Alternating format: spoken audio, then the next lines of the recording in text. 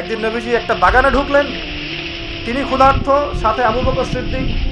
আবু বকর, তোমার বাসায় কি খাবার আছে? ইয়া রাসূলুল্লাহ, আমার বাসায় খাবার নেই। তা চলো। ওমর, রাস্তায় ওমরের সাথে দেখা। ওমর, কি অবস্থা? ইয়া রাসূলুল্লাহ, ক্ষুধার্ত, বাসায় খাবার নেই, আমার বাসায় খাবার নেই। তিনজনে হাঁটতে হাঁটতে ঢুকলেন তালহা রাদিয়াল্লাহু আনহুর বাগানে। সেখানে মাশাআল্লাহ ঠান্ডা পানি খেলেন, খেজুর খেলেন, তৃপ্তি করে খেলেন। মাশাআল্লাহ, সে বাগান অনেক সুন্দর, বড় ছিল।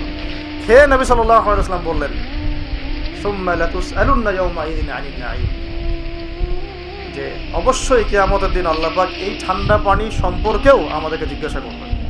আমরা প্রস্তুত নিঃশ্বাসের জবাব দেওয়ার জন্য, হিসাব দেওয়ার জন্য, পানির হিসাব দেওয়ার জন্য? ঠান্ডা পানিতে গোসল করে আসছেন আজকে সবাই, তৃপ্তি পেয়েছেন। শুকরিয়া কখন আদায় হয় যে আল্লাহ পানি নাজিল করেছো, এই জন্য তোমার শুকরিয়া? প্রচন্ড শীতের রাত, উনি মাগরিবের নামাজ, এশারের নামাজ পড়ে একটা মসজিদে শুয়ে পড়লেন, আর শুয়ে শুয়ে হাদিস পড়তেছেন। দারোয়ান এসে বলে, মসজিদে থাকতে পারবেন না, ওঠেন। মসজিদ থেকে বের হয়ে গেলেন, কি আর করবেন। প্রতিমধ্যে দেখলেন বাজার একজন খাব্বাজ যুবক, রুটি বিক্রেতা। সে যে সালাম দিল, আসসালামু আলাইকুম। যুবক বলে, ওয়ালাইকুম আসসালাম। আমার যাওয়ার জায়গা নেই, রাতে যদি তোমার এই চুলা থেকে একটু আগুন পোহাই, কোনো সমস্যা?